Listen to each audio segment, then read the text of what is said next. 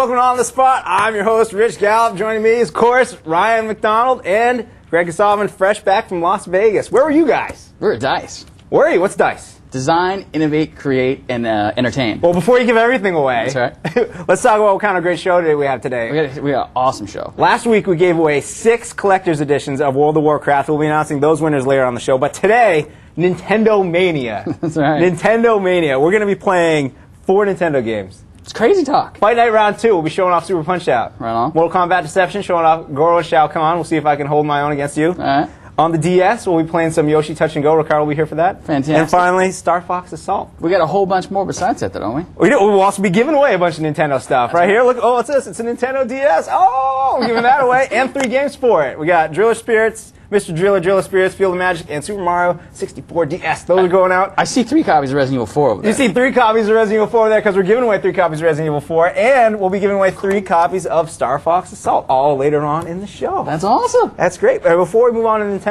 though, there was some big news today, Ryan, yes, in regards to another company. What's going on? Sony finally dropped the bomb. They finally gave a date, March 24th, and a price, $249 for the PSP. That's what they're saying, right? Yep. And they're saying they're going to sell 1 million of those things, I think, in a week. And that's crazy. And everybody that gets one of those million gets, what, Spider-Man 2? Yeah, apparently a copy of Spider-Man 2, the movie, on the UMD format. So.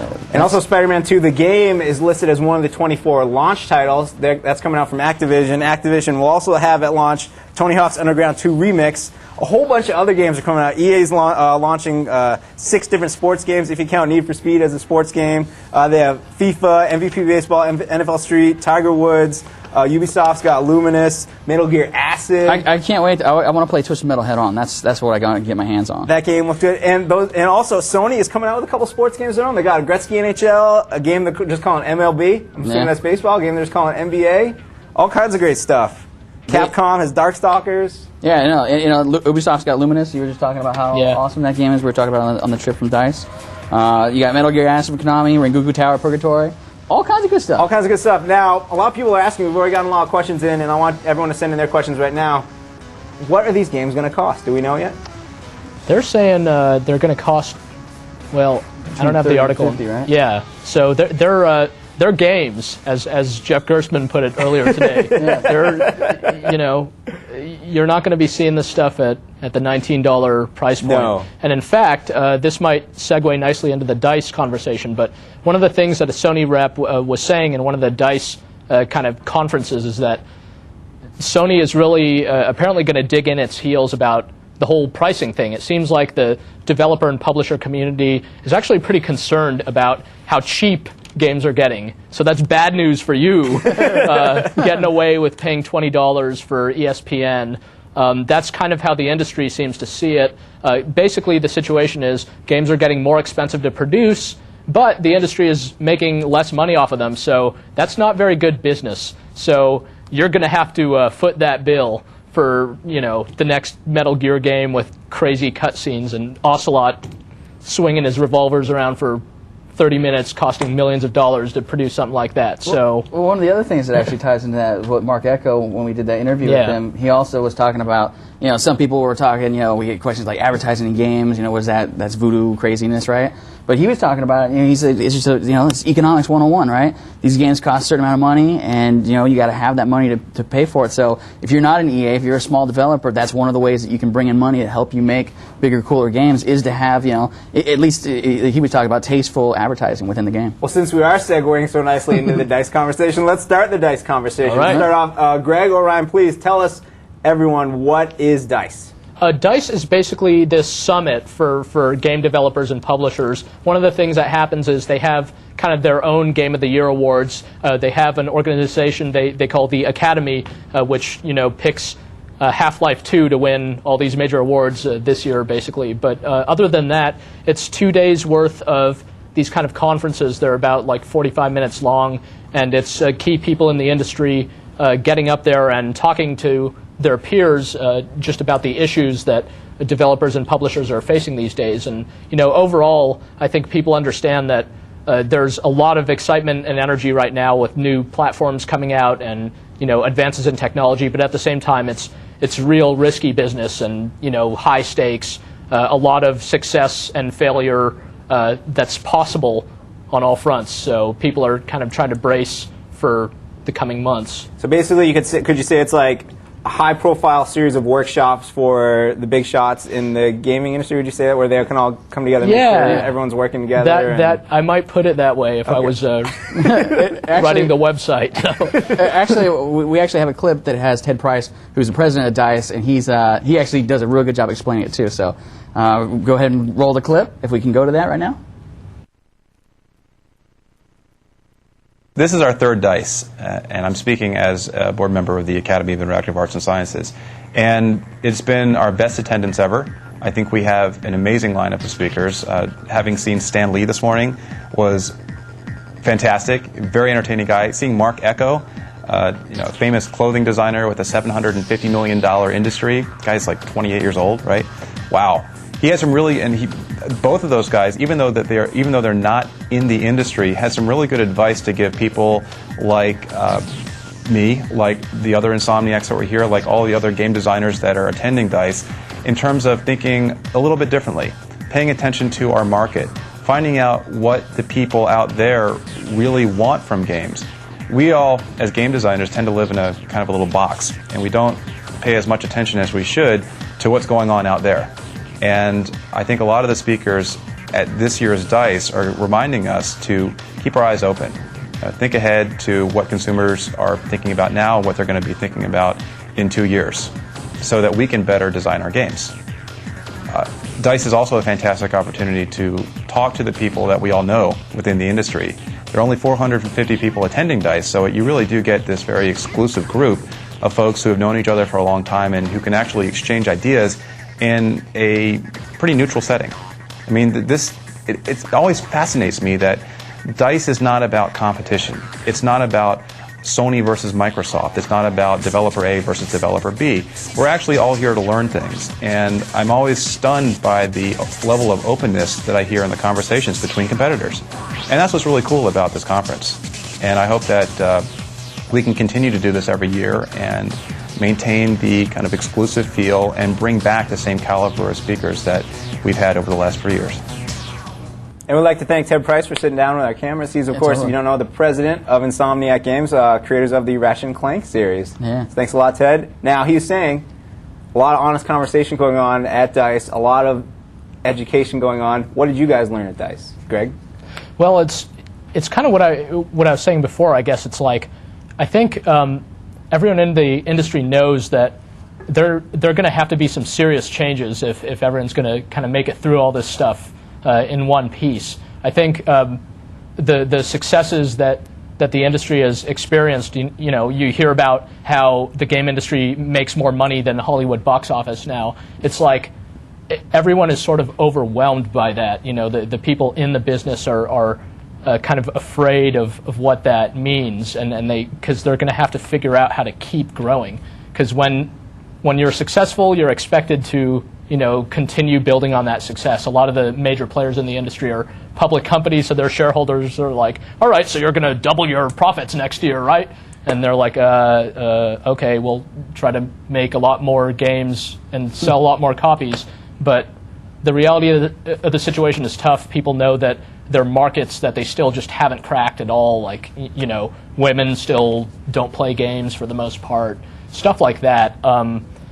So it's these people realizing that they, at some level, even though they're competing in everyday life, they have to work together to solve some common problems. It's kind of like like one of those G.I. Joe episodes you get really excited about. I remember one of the news stories I saw. GameSpot News, by the way, has a ton of great stories on DICE, so check all those out. I think was it Seamus Blackley? He was running something that was just pretty much telling people how to build a business model on how to fund a game like they do movies. And that seems like, to someone like me, you just figure all these big companies, they always know what they're doing on spreading the wealth out and getting games made, but there's still stuff everybody seems like they can learn. There's no magic bullet. I mean, you had guys up there like Tim Schafer, the designer of Grim Fandango and Full Throttle and all these great games, and he gave this really great talk about basically how to be creative, like how to how to survive being a creative type in this industry that prefers sequels and things like that. But when faced with the tough questions like how do you kind of make profit while while trying to consistently be creative. There's no easy answer to that. So, I mean, as a result, we have the industry that we're in where you do see a lot of sequels, and like, what is it, 88 out of the top 100 best-selling games of last year were like all based on existing franchises. You get statistics like that, but everyone is still, the spirit is still one of innovation. Everyone wants to make really original games. They just can't, so they're trying to break free from the shackles. Did he say when Psychonauts was coming out?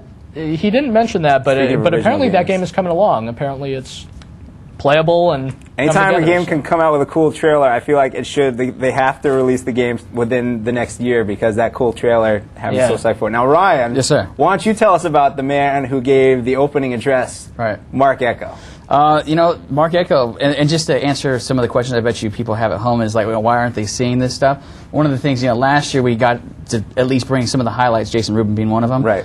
This year they're very guarded about that atmosphere there. They're very protective of having it be totally open, so all those guys can share ideas back and forth. So this year they're a little bit more closed in terms of what the press could do. So one of the things we couldn't do is actually film those events. But what we were able to do is pull people like Mark Ecko aside from off out of the DICE actual floor and have them sit in a room and talk to us on camera. Mark did that. He did that for an hour, actually, and yeah, totally. I mean, it was amazing. You can see that we have, I think about 20 minutes of that up already. We actually have another cut that we haven't shown yet queued up, and we're going to have the rest of that tomorrow.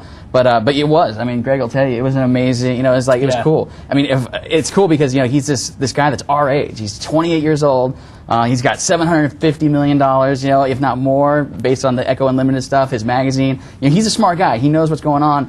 And, like Greg was just saying, people that want to get into the game business and change it, make it better, that's somebody, at least, the way he sounds, he's super passionate about what he's doing and super excited about the game. So, but I'll let you guys check out the clip.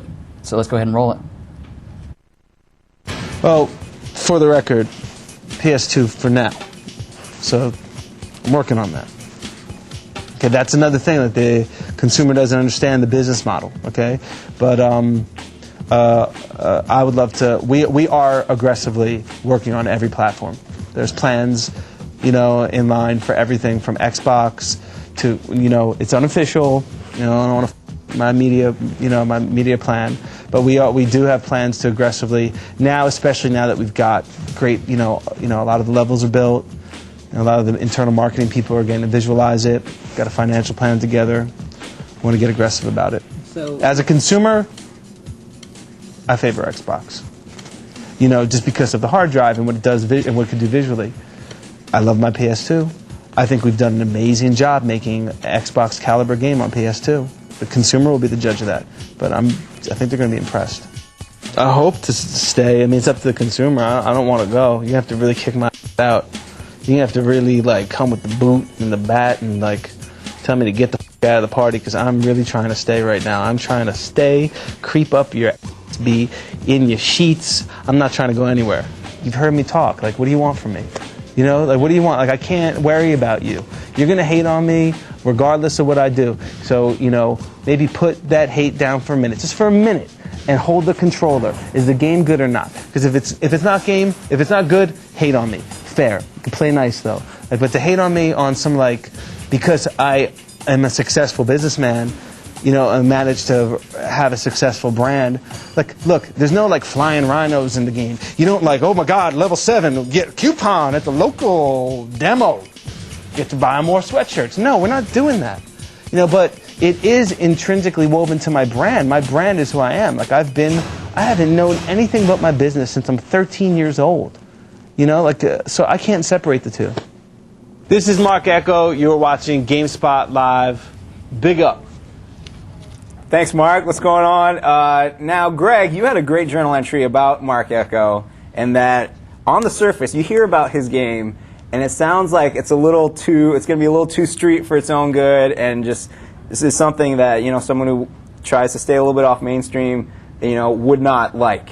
Right. But then you hear him say things like this, and all of a sudden, wow, this guy knows what he's talking about. Really cool. Yeah, I mean, actually, as someone in our forums put it really well, he said, if that game doesn't succeed, it's not going to be for lack of enthusiasm by Mark Ecko, because You could tell. I think his sincerity comes off, very clearly. He's just someone who wants to help make a good game. He's not trying to actually. And if you want to read off that question, sure. What was we've got the a pretty question? good one about about what the game is attempting to do. Oh, yeah, I lost. All right, cool. Jeremy Weiderman, Hamilton, Ontario. In what ways is the new game from Mark Echo going to innovate the gaming industry? What types of gameplay mechanics can we expect? Yeah, so, look, it's not necessarily, well, from what I understand, it's not trying to, be Fable. It's not going to be the greatest RPG ever made. It's like the guy's trying to make a really cool action game, and, like, the way he explains it, it's about,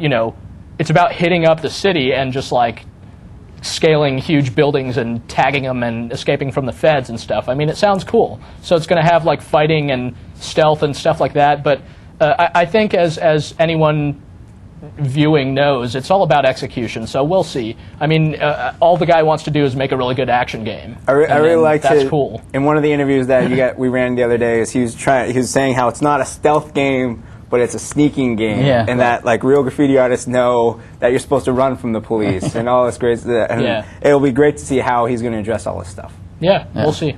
Should be interesting at least. Definitely. Yeah, good questions, Ryan? I got a good question for you. I got a couple good ones. We have a whole bunch of questions. Keep sending your questions in. As always, your GameSpot Complete. Remember, use the form on the page. If you don't see a form, sign up for GameSpot Complete. Do it now. Ryan, questions, please. Since I'm sure this has to do with probably about a bazillion of the questions we're getting in, James Johnson from Massachusetts wants to know, have they given a regular price for the PSP alone yet? No. The answer is no, because they're only releasing the value pack, at least thus far. So what you get with the $250 value pack is, I guess it's all the same stuff as what you get in Japan, right? You get the 32 megabyte Duo. Do you get like the carrying strap and the case and the headphones with the remote control and all that good stuff? People say extra battery, AC adapter. Do they really? I haven't tried it. In all honesty, I didn't use the headphones. I used the remote though. The remote's cool, so I used my own headphones. But hey, you're getting value, man. That's the important part. Well, beyond that, it's like most of those things, even Sony previously would have headphones like with their mini disc players that were connected to the remote, and that was the most frustrating thing in the world because they were not good headphones, but yet you wanted to use remote. So now PSP is good. That's cool. So yeah, the speculation that the system would release here for $150, that's incorrect. And for more thoughts on the PSP, stay tuned because we're going to have a little feature where GameSpot editors sound off on what they think, what this means about Sony's relationship to Nintendo and so forth. So that should be interesting. That's great. All right, let's close out the PSP discussion. One more question, then. I don't think we know the answer to this one, but Colby in Santa Monica, I'm sure this is a question a lot of people want to know. Do you know how much UMD movies will cost? I'm not sure.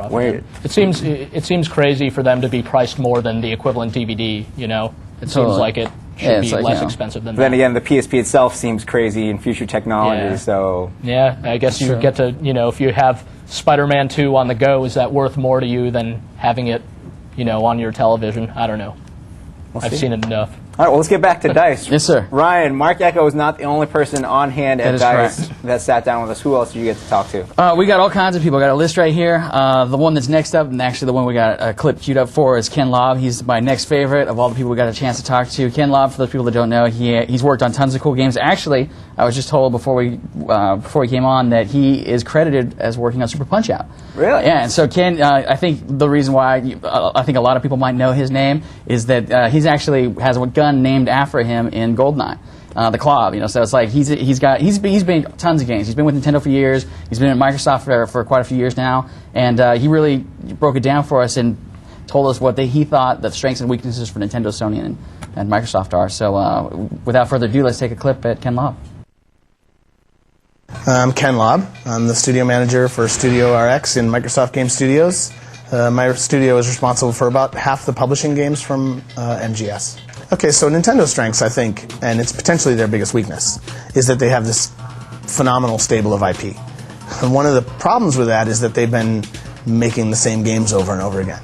I mean, I'm looking forward to Zelda this year just like everybody else is, but at the same time, I'm a little nervous that it's going to be the same story I've played in Ocarina of Time or Minish Cap. They do such a great job around, here's a new play mechanic and let's build a game around it, but I'm a little more interested in some of the backstory, and it would be cool to find out what's going on behind Zelda. I also feel that maybe they're being stick-in-the-mud-ish over online. Again, as a gamer, why couldn't I play Mario Kart online? It's a natural. I don't understand. So it feels like rejecting what's obvious. As far as Sony is concerned, I think that their online model fails where Xbox Live succeeds in building a community. Interesting side story, my wife and daughter are addicted to playing World Champion Poker on Live. What's interesting about that, though, is that my daughter has been drawn into Rainbow Six, she's been drawn into Ghost Recon 2, she's been drawn into Halo 2. These are games that I don't know if she would have played, but she gets into a poker game with all these friends and, hey, we're going to go play this, why don't you come along and play with us? And I come home and she's playing Halo 2, I'm like, okay, are you having fun? Oh, this is great, I'm playing with... She names off these other users' names I won't use, and I was like, wow, that's pretty cool. So she's been pulled across game by the community. And I think that that's something that Sony is lacking at the moment. Sony, from a first-party perspective, they've always been very strong at having good third-party relationships and good support from some of the third parties. But from a first-party perspective, their stable is kind of small. And when I look at that compared to what we're doing, where we're aggressively pursuing, we're working on, 20, 30 games at a time now. And with all of them shooting pretty high, Sony tends to work on a smaller handful of games. And if I project into a world where all third parties were to make all games on all platforms, so much of the driving reasoning behind buying one platform or the other is going to be stuff like Live, and then the exclusives that have to come from first party. In that area, Nintendo has the strength of the first party, but they're not going towards online. Sony has a small stable of very powerful first party, but maybe not enough. I think our strength is that that's what we're doing. Live again, I'm just going to talk in this sense as a gamer. It's what's making me play games virtually every night.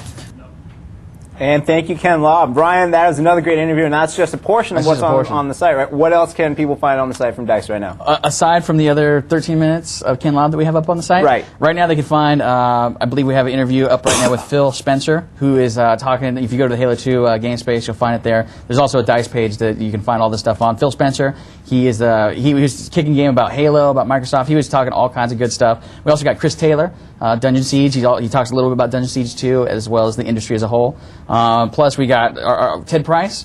We got Homer over there cutting Ted Price right now. He's putting it up. Ted Price, Homer better be running me questions right now. I don't know what you're talking about. But Ted, you saw the excerpt there where you talked about DICE. The other portion that we have going up on the site, which will be under the Ratchet and Clank game space. He talks about Ratchet and Clank, the industry as a whole, and all kinds of good stuff. So and we got more beyond that. We got our friend Shane Kim, who is the kind of like Mr. Xbox. He's going to tell you all about the Xbox and what they got going on and stuff. And we also have our friend Ricardo Torres sitting next to me. Ricardo, what's going on, man? Howdy, y'all. How you doing? What games you brought with us today? A bunch of stuff. Like? I like Yoshi Touch and Go, Star Fox Assault. Very cool. Fight Night for y'all. Fight Night, Ryan. Yes, sir. I believe you're a big Fight Night fan, aren't you? I'm just taking a guess right here. Maybe you like this game, Fight Night. I really like this game, Fight Night. Round 2 especially. Why don't you fire it up? Can we do this? Yeah. Awesome. Look, here's the controller right here. Excellent. All right, there you go. All right, this is Fight Night Round 2 for the GameCube, and the cool thing, the only bummer thing is we were going to show a little Mac on here, but it's the Super Punch Out. You'll see right here. It's like boom, here's the title screen, right? So you get the title screen, Fight Night Round 2. Right down here, look at that. You see it right there, Super Punch Out. Selectable right from the menu, right from the get-go. You don't have to unlock it or nothing. Little Mac, however, you totally have to unlock. And we didn't get him unlocked quite yet, but I'm going to jump into Super Punch Out if you guys don't mind. And I am going to... And here's your Super Punch Out. So for all of you who didn't catch the story last time, Super Punch Out, of course, is boom. It's not unlockable. It's just one of the extras that's in the GameCube version of Fight Night Round 2. And the cool thing is, it's like, for one, you don't have to unlock it, so there you go. 2, it's like, Fight Night Round 2 is good enough, and then boom, you got Super Punch Out as well.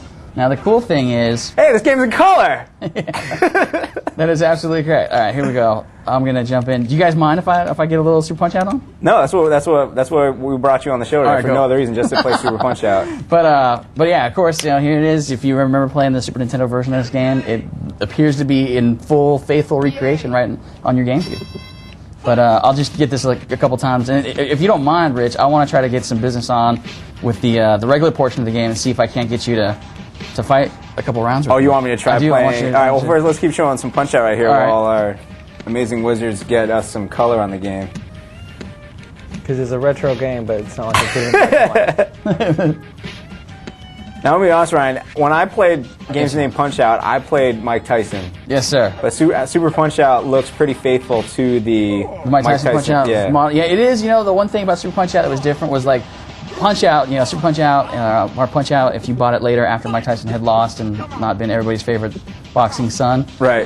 If you, I can't believe I blew that. But anyways, yeah, if you remember, yeah, it's like those games were totally, you were Little Mac. It was all about boxing. There was just guys that did different things, and it was cool. This one, pretty much, like you said, pretty much along the same lines. The only reason I don't think I like this one quite as much as the original is like they had some weird stuff in this one. Like this dude comes out with a stick. He's like an old guy with a cane. He's like beating you with a cane. I'm a boxing purist, so it's like I want guys with gloves and But whatever. Super Punch Out was a great game. All kinds of fun stuff. But I am gonna jump out of this if you don't mind. Sure, let's throw it down. Thank you, sir.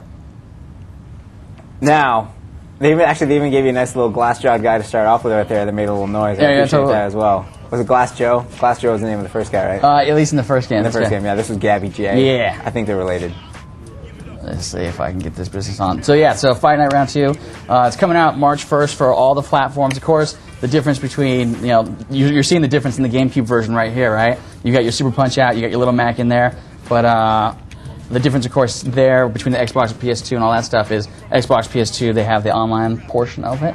But if you want to get your Super Punch Out and your Little Mac on, and we're selecting our fighters right here. Who are you going to be? You're going to be... Who should I be? Let's go ahead and... why don't you go... Yeah, be Muhammad Ali. Muhammad's good. I don't think I'd do his memory well. But really? Okay, I'll sure. go a little lighter and weight. That way, I can make up the difference. Okay. Let's see. Actually, no, I have to say one thing that I noticed when I was playing Super Punch Out, you had to use the D-pad, that's correct. The D-pad, right? Yeah. No analog stick on that. That is no analog. I mean, yeah, they didn't have analog back then, or at least... They didn't, but I don't know if they're going to translate that, but I guess if you're going to remain faithful, you just got to give us the arrows. That's all you really need to play a good game anyway. Absolutely. Totally.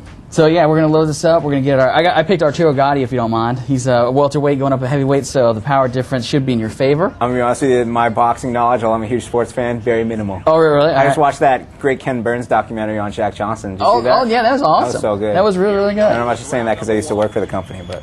So I'll tell you, I learned something since the last on-the-spot of appearance of Fight Night Round 2, and that is we've got this business right here. So you see, like the one thing I didn't learn when Kudo was telling us was this little meter down there, and you can see it's totally analog. See how I can make it go, just go a few. See that little on the left hand? Mine's all the way up. Yours is all the way up because you're not. See, I'm cocking my arm back. That's the haymaker action right there. See that? Yep. So if you pull it all the way back and then wham, hit you like that with it. Cool. No, I'm sorry. What's up?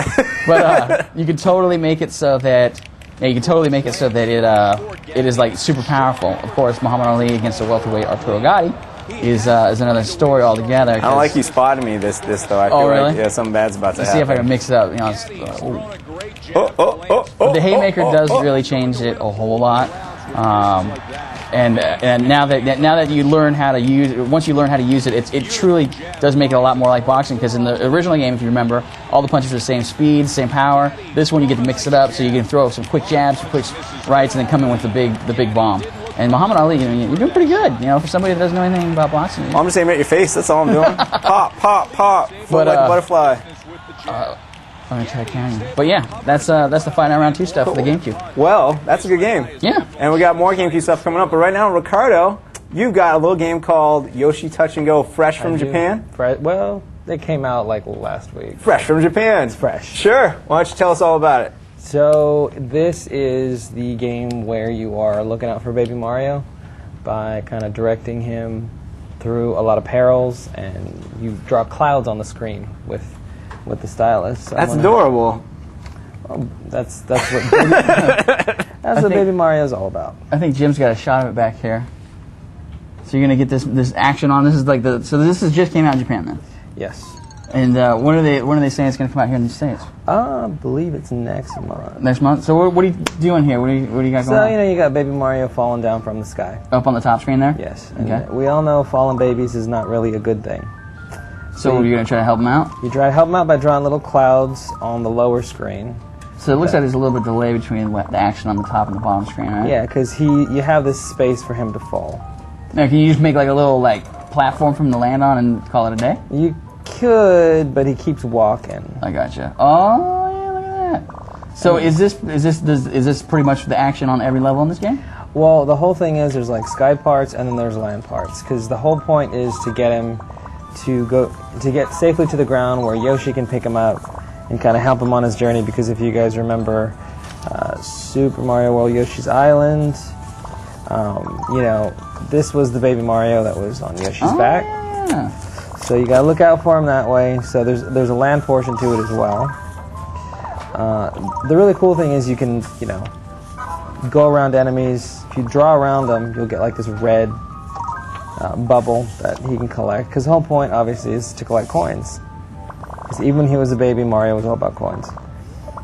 And one of the nice touches of the game is how it uses pretty much all the stuff the DS can do, but in kind of a unique way. There's a multiplayer mode where you can kind of download the game for friends. But if you put a lot of clouds on screen like that, if you blow in the microphone, you can get them out of the way. That's cool. I'm gonna toss a softball to you right here. This is from Kashern and Milford, Connecticut. Is Yoshi Touch and Go just a remake of Yoshi's Island with touchscreen elements, or is it a completely new game? I think I know the answer to this question. Could be new, yeah. It's a completely new game? Yeah. I got a question for you while he's got the Yoshi over there. Sure. This is from Marshall and Travis. Totally nothing to do with Yoshi, by the way. Oh, but Marshall and Travis really want to know, do you really think the Patriots are going to win the Super Bowl? Obviously. All right, just checking. I've been thinking that all year. I thought all last year. I thought all year before. I thought all year before. I thought all year before. I mean, even when it was unrealistic. Yeah, Patriots won the Super Bowl. Excellent. I'd say they got at least a 50-50 shot. Being one of two teams in the Super Bowl. Now the action that you got on here with the Yoshi. How many levels strong is this? This is quite a few. We've been messing around with it, but the tricky part is you want to get like high scores, and dang, this one's kind of tough because Yoshi doesn't do too good if he gets hit by an enemy. So go ahead. So when can we expect to see more on the side of the Yoshi Touch and Go? Well, we already got a hands-on of it up, and then as soon as we unlock some other levels, we're going to be putting up some more footage, too. Fantastic. Very cool. Thanks a lot, Ricardo. No problem. You're going to stick around with us a little bit, right? Obviously. Sure thing. Well, let's move on to the next Nintendo demo we have on hand. Ryan, if you want to pick up the controller, Muhammad Ali might get a little revenge right now. Alrighty. We're looking at Mortal Kombat Deception on the GameCube. All right, now there's a little special sauce in here, too, right? There's definitely a little special sauce in here. Continuing the Nintendo trend of getting a cool little extra put in a game like NBA Street and Fight Night. Mortal Kombat Deception, although it does not have online play, it does have Goro and Shao Kahn right off the bat, selectable characters. I don't have to unlock it. I don't have to do any business. You don't have to. I don't have to do it either. It's, awesome. It's great. Yeah, you want. Yeah, totally. All right, cool. Let's throw it out. Let's throw it out. The only question is, who are you going to be? Are you going to be the Goro? Or I'll let you pick since I got to be Muhammad Ali. All right, I'm not saying. All right, good. I want to be Goro. All right, cool. All right, cool. So there's Goro right there. Then look, there's more kind of deception. Okay. I think you have the wrong controller. We got two cubes up there. There you go. Controller. There we cool. go. Yeah, there you go. There's my Shao Kahn. Let's throw it out. Now, I'm not going to say I have an unfair advantage because I have 4 arms or something, but... whatever, dude. My Shao Kahn, he's going to spit out all kinds of insults your way and make, That's fine. My Mortal Kombat skills are, Jeff, try giving me a quick tutorial before we start playing. Oh, so you got a little... No, I didn't. Okay. I'm not a wise student in the ways of fighting game, unlike Brian Eckberg. So, why you got to start? Like, all I know is, like, man, they look good. They do. They look really good. All right, so check this out. I want you to do the grab. Did he tell you how to do the grab? No. He didn't tell you how to do the grab. Is it like this? Is it like that? Oh, no. I'm going to hit you with my big ass hammer, though. Shao Kahn's rocking a smaller helmet. I'm gonna get my dragon fangs on. Yeah, and he didn't. Yeah, it used to be like that full blown, like skull looking thing, right? It was, yeah. See, whatever. Yeah, that was see, really I can't 90s. fight. Oh, I got back up. Get back up, son. Yeah, you got the round 2 still to go. But yeah, so these are only exclusive to the GameCube version? Only exclusive to the GameCube version. Wow. Very cool. Very nice of the people at Midway to hook us up like that. No doubt. And so, like, when is this hitting? Ricardo? This is hitting, God, real couple months. Like March or? You pulled off that round, pretty close. I wasn't even trying. That's the secret. I should just stop. Yes, then you gotta bust out that. I gotta pull out the hammer okay. again. Where is my? I want to get my. Oh, there we go. Now you're in trouble, babe. Oh. I don't know where that came from. It's like I feel bad because I gotta get my moral skills back up to par. I haven't actually played with. What have you been playing? What's your excuse? Mercenaries. Oh, okay. Sorry. Oh, dude, this is Oh no! I let you have that. That was nice. That was good. That was so nice. I can't believe I won that. That was good. Thanks a lot. I think I had a Mortal Kombat question here somewhere. Now while you look for that question, can I invite a bunch of people to a party? You want to do that already? I do. I'll put the word out. Okay, I'll put the word out. Are you sure? Go ahead. I've been dying to do it. Just do it. Show, but I want to do it. But yeah. So before we go on to the next game, I wanted to let everybody know that on February 26th, there's going to be a party.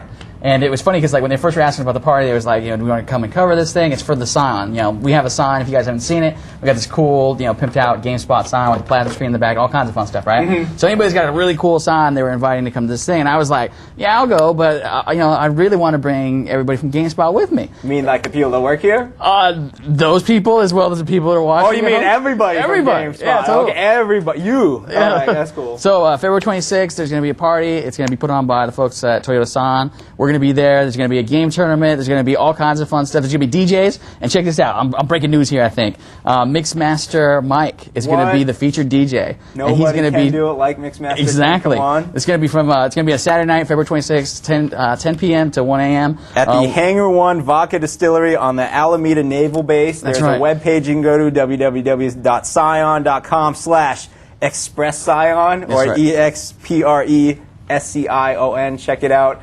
How many people get in, Ryan? Well, that's the cool thing. It's like right now, 2,000 people are invited to the party. Mm-hmm. They've already got, I think they said somewhere in the neighborhood, I get written down here, 700 already registered. So if you want to go, all you have to do is get yourself there. But before you do that, make sure you register on the website. They're going to take up to 2,000 people. So if you're serious about coming, don't wait. Go to the website now. Register yourself. Come join us at the party. It's going to be cool. It also helps if you're in the San Francisco area yes, as well. Or the Bay Area. Alameda is over on the East Bay. That's right. A little south of Oakland. That's cool. Very cool. Yeah. Now, are we good? Move yes, on? Yeah, sorry. One more demo. Ricardo, what is the last game you brought for us as part of this Nintendo Mania? Star Fox Assault. Very cool. Now, what is Star Fox Assault all about? It is the Star Fox game that is developed by Namco, kind of as a return to its roots, because the last Star Fox game we got was Star Fox Adventures, kind of like an RPG thing. This is more return to his fly in space, shoot stuff up, get on land, shoot stuff up. I'm way into flying in space, shooting stuff. Yeah. So this is the beginning level, and it's a Trump. If you know your Star Fox, it should be pretty familiar. You're flying your good old R-wing. You do little spins. Slippy the Frog. Slippy is once again in trouble. And oh man, that looks really good. Because for having a trained commando unit of talking animals, they tend to be pretty needy, and so they be asking for help a lot. Here's a trivia question, or here's a trivia answer for a trivia question yet to be asked. Okay. I actually did a commercial with this game. Did you really? Way back in the day, there was this thing called the Turbo Test 360. I don't know if you guys remember that. It was like it was like the big thing that was like, it was like no numb thumb anymore. It was like it had a big picture of like a thumb with a big X through it. I think I remember that picture. All the print ads, yeah. And so like they had this television commercial, and so they needed somebody really good at games to like get really big high scores and stuff like that. And it's funny because they had this idea that I was going to come in there and I was going to play Star Fox all day and get to the end and like unlock a billion points or whatever. Mm-hmm. But whatever. I brought a Game Shark and I was like, check this out. This is how you, or actually a Game Genie, as they called them at the time. Right. And I was like, this is how you do it. And then they kind of looked at me like, well, anybody could have done that. Whatever. But yeah, so you got some land battle action in here as well? Yes, you do. You actually have some on-foot missions where you can, get some vehicles, GTA style. No. You got the tank, if you all remember the tank from the previous The one that flipped over, like, yep. I don't know. Your little flippy tank and stuff. So now tell me, what is there's some weird distribution thing with this, isn't there? It's crazy. It's been a lot of fun for all of us, let me tell you. This game is coming out in about 2 weeks. But you can go and play it now, right? You can get it now. Wow. You can rent it at Blockbuster or Hollywood Video. Exclusively for 2 weeks. Yep. And then if you wanted to buy it, then after that you could go pick it up. Wait for it to actually be in the store. I got you. That's usually good. But don't be afraid to support your local video store. Yeah. Says the guy who worked for one for 5 years. I think that's the message, yes. Right on. Matthew from College Station, Texas wants to know, Ricardo, in Star Fox Assault, what vehicles are going to be present? Well, you've got your R-Wing. Mm-hmm. You've got your... I'm blanking on the name of that tank, but... Let me ask you this question while you're... R-Tank. While I'm trying not to get shot. Sure, Yeah. go ahead. Nightbird DS from Lachute, Canada. He wants to ask, is there any land-based multiplayer in this? There is. There is. A multiplayer component is kind of like one of the big things that Nintendo was touting for the game. Because you'll be able to play with, wait for it, up to 4 other friends. Excellent. And you can play as the different characters. Like, if you got folks that have hardcore favorites. The Landmaster. The Landmaster tank. There you go. Landmaster. You got any questions over there for Carl? I got one. Going back to Mortal Kombat, I don't think I asked this one yet. Colby from Santa Monica wants to know, what are the main differences between the GameCube version of Mortal Kombat Deception and the Xbox and PlayStation 2 releases? Well, obvious one is no online. And you have 2 original characters that are exclusive to the Cube, Goro and Shao Kahn. Very cool. So no online and 2 original characters. That sounds like enough for me. Yeah, totally. It's a good trade-off. Yeah. You actually got a little cinematic happening here, huh? Yeah. These guys are like Star Foxing it up through the space, a little transfer. Peppy the Rabbit, They're landing. Falco the Bird, Slippy the Frog, Yes. and then Fox the Fox. And don't forget, there's a new face in this. Her name's Crystal. Y'all are going to remember her from Star Fox Adventures. I think she's in the header right now for the show, actually. Possibly so. Yeah. And it's real pretty, as you can see. Very cool. Now, speaking of pretty, Yeah. if we can segue nicely into our GameSpot in live action. Yeah. You did some pretty, actually the whole GameSpot Live crew did some pretty amazing things, right? Actually, yeah, we could say GameSpotting Live made its triumphant return yesterday to the site. October 27th, 2003, I do believe was the last time that GameSpotting Live happened. We showed you a clip last week on the show of Bob's GameSpotting Live and his love for Let's Go Bowling. I just ruined it for you, by the way, in case you haven't watched it yet. He loves Let's Go Bowling. You should check it out. But there were 6 other video pieces that were all pretty good. We've had a really great response for them. We've had a really weird response for a couple of them. Really? But yeah, you know, there's. All right, I'll say it. There's fan fiction time trotter stuff out there. See, I was gonna wait until after. No, but I'm gonna say it right now. Before wait. we show the clip, I want to say it right now. Fan fiction for time charters has already been created. It's been out on our site for less than 24 hours. Can we get there's already fan fiction for I it. need a shot of this. I brought this with me. Yes, this time trotters thing has not been up for what? You said it. It went up like at 6 o'clock Pacific time last night. Yeah, this thing, so if you can see, if you get a little focus action There you there, go. it says the unofficial Time Trotters page. This guy loved your little thing so much that he made this. He's got like an episode guide. He created the other 18 and so episodes that you. Sure. As I told I sat down and talked with Jeff and Ryan Davis about this, and he's like, you know what, that happened, my career as being part of the internet media is done. Once that happened, I have reached my peak, I'm done. I enjoyed being here, thanks a lot, but now I'm going to ride off to the sunset. So can we take a look at some of the stuff we're talking about? Sure, let's run a clip for right now for GameSpot Live for the other 6 segments, not the one we showed you last week, but the other 6. Check it out. Here on location at the GameSpot offices. I'm Greg Kasavin, and my colleagues and I produce all the content you read on the website, as well as these video segments you love to watch. You know, the most frequently asked questions we get here have to do with our reviews. How do you guys review so many games so quickly? What does tilt mean? How come Cubivore got an 8 for graphics? And are you saying that Project Gotham Racing 2 looks no better than an N64 game? Did the reviewer actually play the game? Of course, these big windows aren't very good at keeping heat in. So in winter, it actually gets really cold in this room. But fortunately, we have this nice little fireplace here in the family room. So we burn bad games to keep ourselves warm in these trying times.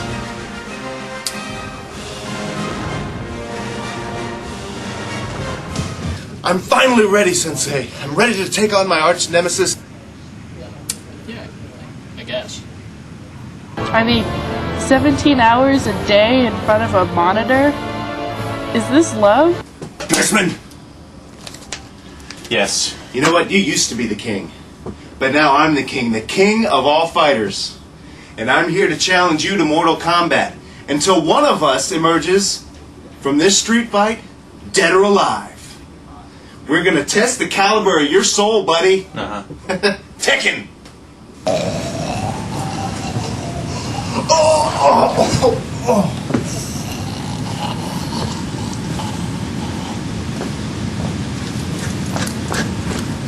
Luis, no! Luis! It's Luis, La Cucaracha! No!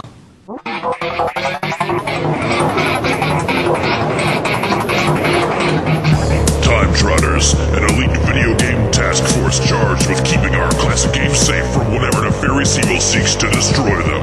Hop back in time with the team before it's too late. Watch out for the Time Trotters. Yeah, they'll get you.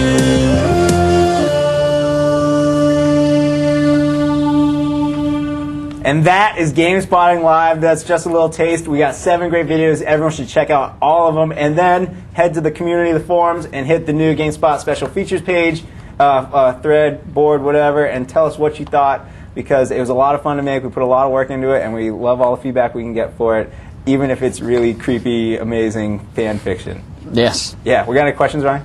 Yes, I got this one from Taylor. He is coming to us from Boxborough. He wants to know, is there anywhere they can watch the speeches and stuff from the DICE Summit? If you were a member of the Academy, they would have something for you, but unfortunately not. That's that's why it's pretty exclusive insider. They don't even let us bring our cameras in there. So no, that is the answer to your question. That's cool. The Crazy Jim right here. Wait till you hear where he's from. Okay. You remember this town. Speaking of Old Bridge, New Jersey. No, that's Old awesome. Bridge, New Jersey. That's a classic GameSpot reference right there. Hey guys, I loved your 2005 debut of GameSpotting Live. Are you guys planning on updating this weekly or monthly? Is it once per year deal?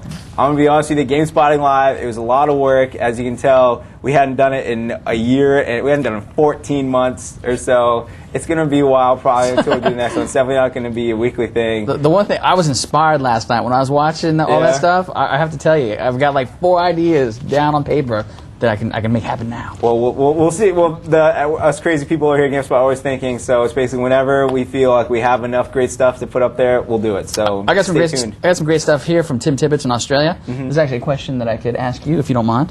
Do you feel that due to the cost of games these days, it's going to be virtually impossible for independent game companies to make original gaming titles, because they don't have the marketing muscle or larger publishers like EA behind them? Does this trouble you at all? It's going to be different. I mean, the industry's changing, right? Right. I mean, if you look back to what it was when we were playing, anybody could make anything, sometimes in like their own bedroom. But now, it's a little hard, but it's not impossible. I mean, you look at people like the Behemoth. Right. Alien Hominid. They made Alien Hominid. You need to find big publishers that are willing to take chances on the little guys. And the thing is people get, people are always going to be hungry for something new and something different.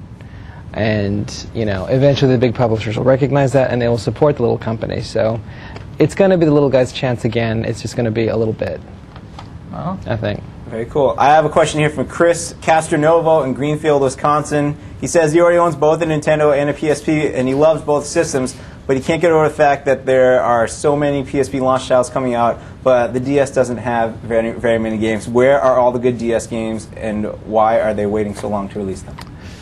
Well, no. Well, here's the thing. Nintendo didn't have an official presence at the DICE Summit, but there were some friendly folks there that we talked to, and Nintendo always tends to be focused on the second part of the year. That's true.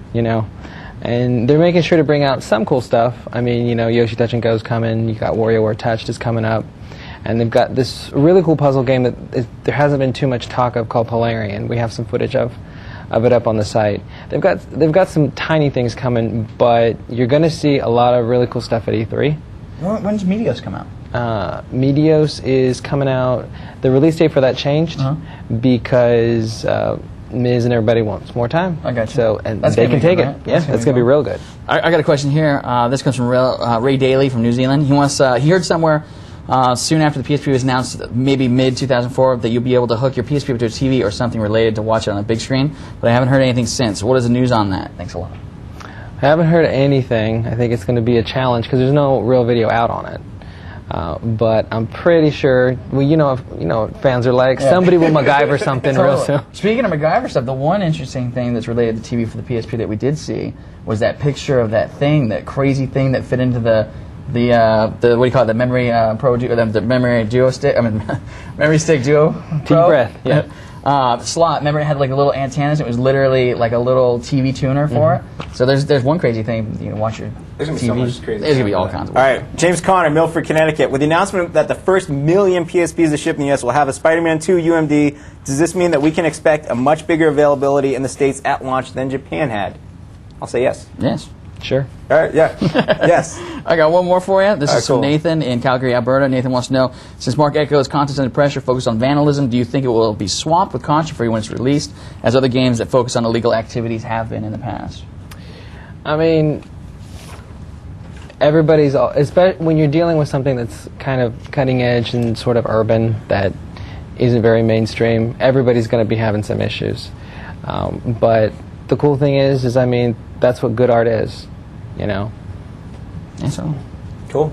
Sweet. Let's give some stuff away. All right, sure. Yeah, definitely. By the way, as I said earlier, we got a DS here, 3 games going with it, 3 copies of Resident Evil 4, 3 copies of Star Fox Assault. We're going to have 7 very lucky winners No today. doubt. There's going to be all kinds of stuff. However, we already have some other very lucky winners who haven't gotten their due right here on the show. 2 weeks ago, we gave away some Mercenaries copies, and I forgot to announce the winners of it, so we'll do it now. So for the PlayStation 2 copies of Mercenaries, we gave away courtesy of the fine people of LucasArts, Marquez Stewart of Knoxville, Tennessee, Thomas Brown of Fort Lauderdale, Florida, and Bradford Ferguson of Chicago, Illinois. Congratulations. Your PS2 copies of Mercenaries are on the way. And for the Xbox, Anthony Jolly of Upper Marlboro, Maryland, Pete Vellucci Jr. of East Stroudsburg, Pennsylvania, and Todd Willie of Newtown, Connecticut.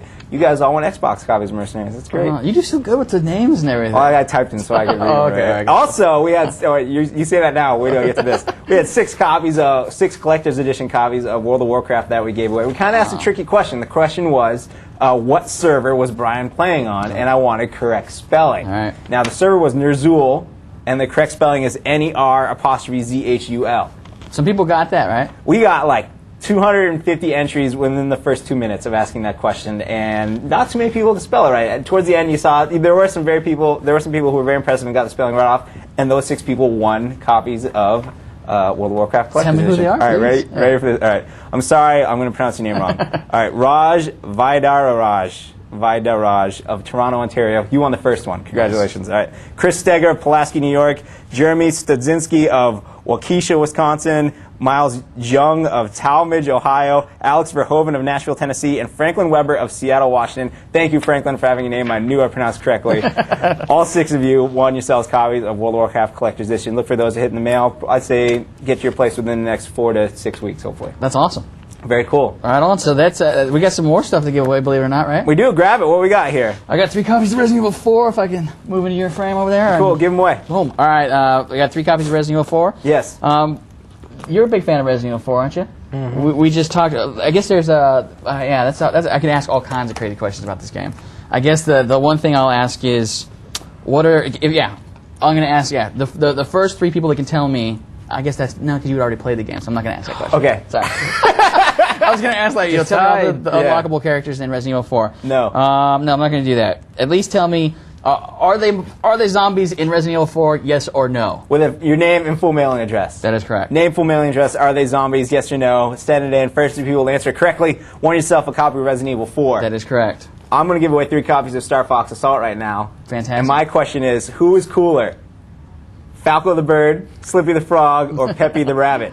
Which one's cooler? Answer that question correctly. First 3 people won themselves a GameCube copy of Star Fox Assault, courtesy of the great people at Nintendo. That's some serious business. Now, yes, sir. One last prize to give away. Right. A brand new, never opened Nintendo DS, along with 3 games. What games, Ricardo? Mr. Driller, Drill Spirits. Really awesome puzzle game. Feel the Magic. A really cool weird game from Sega.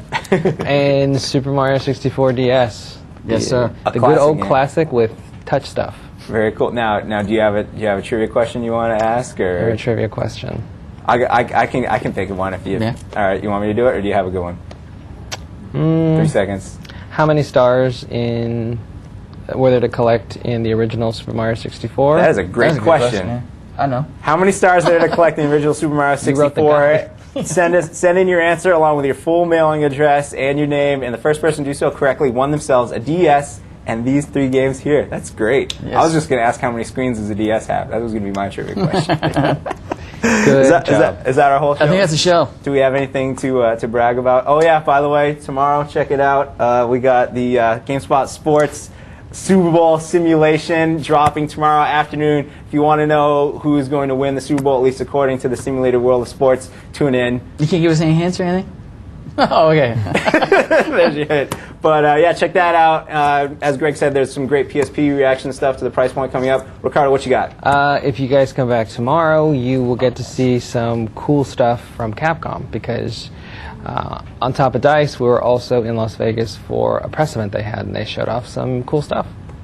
And Ryan, you promised a whole bunch of DICE stuff? That's correct. I got a whole bunch of DICE stuff, man. We're cutting it right now. Look for the DICE page. After the show, you'll see it. There are going to be tons of interviews. There's going to be all kinds of fun stuff. Yeah, look for that. Plus, don't forget the party. come That's join right. us February 26th. Scion.com/express-scion. We'll fill that out. Well, nothing but GameSpot people hanging out. And just There are going to be games there to play, too, right? That's right. I'm going to try to get you to do a button mashing right there on the screen. We'll see. That'll be cool. It's always a fun time here at GameSpot. All kinds of crazy stuff. GameSpotting Live. Check it out. All kinds of great stuff. We'll hang out here all weekend long. Thank you, Ricardo, for coming by. I'd like to thank Greg for coming by sooner. Ryan, thanks a lot for all the great dice coverage. You guys did a great job. To all the crew who do a great job here, and to all of you, thanks for watching. And we'll catch you next time right here on The Spot.